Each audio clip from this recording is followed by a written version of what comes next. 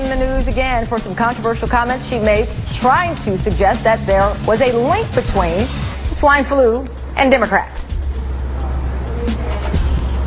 I find it interesting that it was back in the 1970s that the swine flu broke out then under another Democrat president, Jimmy Carter, and I'm not blaming this on President Obama. I just think it's an interesting coincidence. And that would be an interesting coincidence, except the swine flu happened in 1976, and the president at the time was a Republican president, Gerald Ford. And, you know, we can't publicly endorse as a church, and would not, any candidate, but I can tell you personally that I'm going to vote for Michele Bachmann.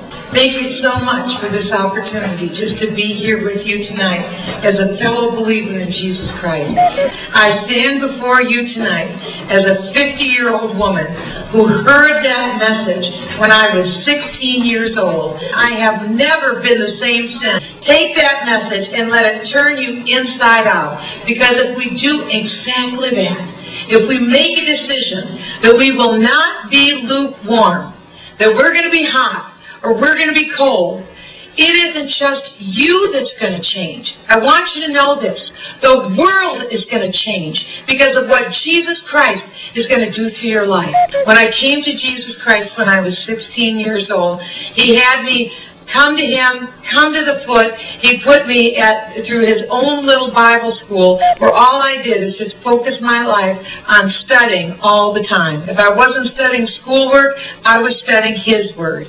And His Word is what motivated me to study schoolwork. This whole philosophical idea of multicultural diversity, which on the face sounds wonderful. Let's appreciate and value everyone's cultures. But guess what? Not all cultures are equal. Not all values are equal. America is a great nation with great values. We are equal opportunity for all. And it's because we all came here and we came together as one. Out of many, one. Not all cultures are equal.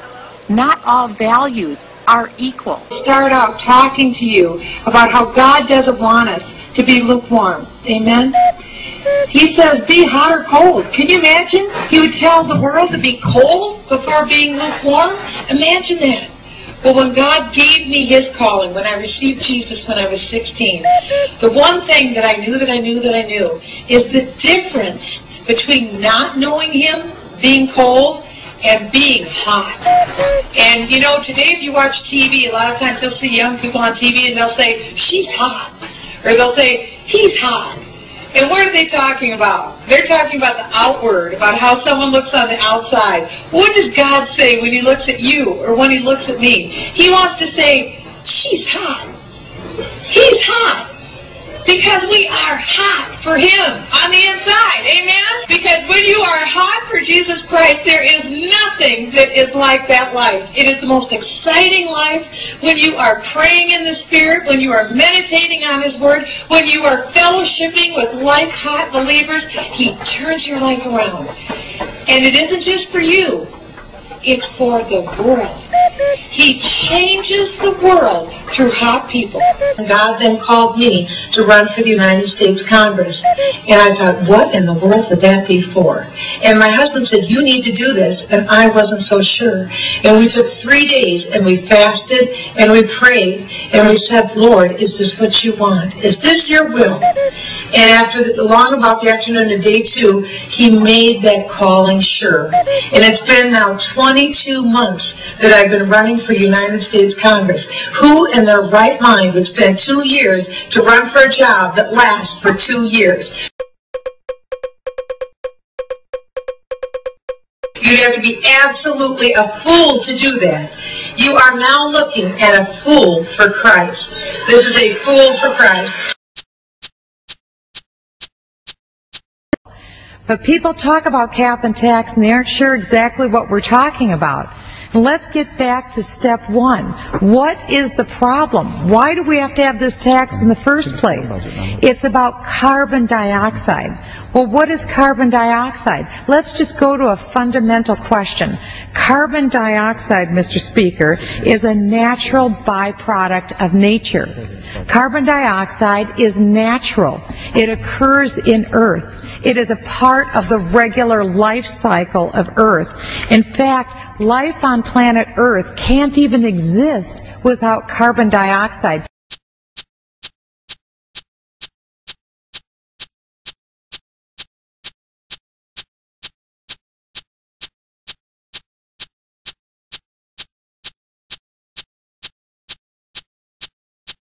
So necessary is it to human life, to animal life, to plant life, to the oceans, to the vegetation that's on the earth, to the fowl that flies in the air. We need to have carbon dioxide as a part of the fundamental life cycle of Earth.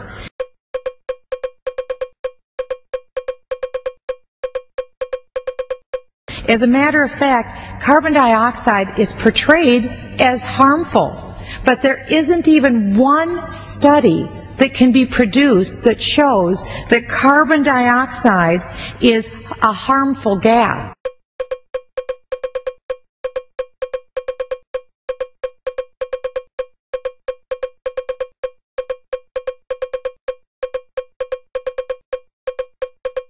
There isn't one such study because carbon dioxide is not a harmful gas, it is a harmless gas.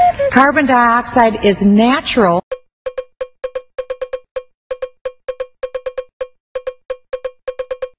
It is not harmful, it is a part of Earth's life cycle. And yet we're being told that we have to reduce this natural substance and reduce the American standard of living to create an arbitrary reduction in something that is naturally occurring in the earth.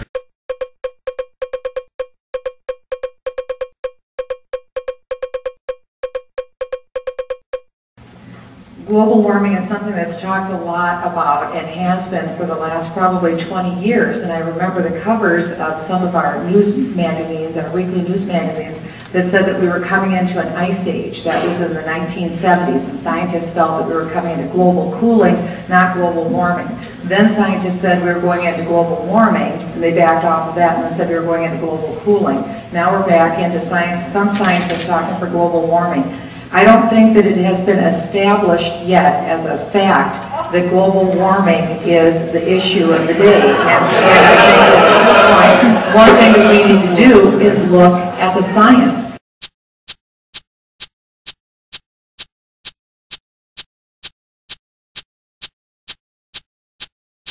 How many Congress people, members of Congress, do you think are in that anti-American crowd you describe? How many Congress people you serve with? I mean, there's 435 members of Congress. How many are anti-American in the Congress right now that you serve with? You'd have to ask them, Chris. I'm focusing on Barack Obama and the people that he's been associated with. But do you suspect that a lot of people you serve with, their anti-American nature? Well, he's a United States Senator from Illinois. He's one of the people you suspect as being anti-American. How many people in the Congress of the United States do you think are anti-American? You've already suspected Barack Obama. Is he alone or are there others? How many do you suspect of your colleagues as being anti-American? What I would say is that the news media should do a penetrating expose and take a look. I wish they would. I wish the American media would take a great look at the views of the people in Congress and find out, are they pro-America or anti-America? I think people would love to see an expose like that.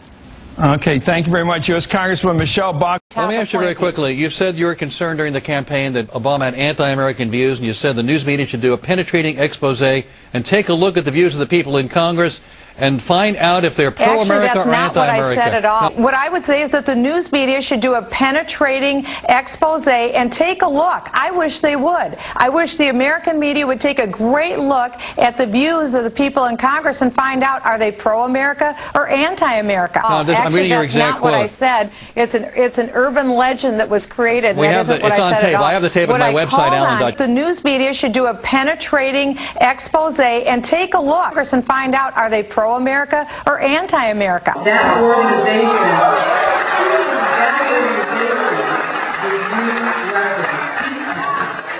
is an organization that has their beliefs, and they gave Patty Wetterling money. How do you get from point A, we're contributing to Patty Wetterling's campaign, to she wants to sit down with Osama bin Laden and go that Peace Pact believes that, and Patty has said that herself in 2 debates, that that's what we should do. I'm sorry, Michelle, but you're making that up. She makes up stories. I know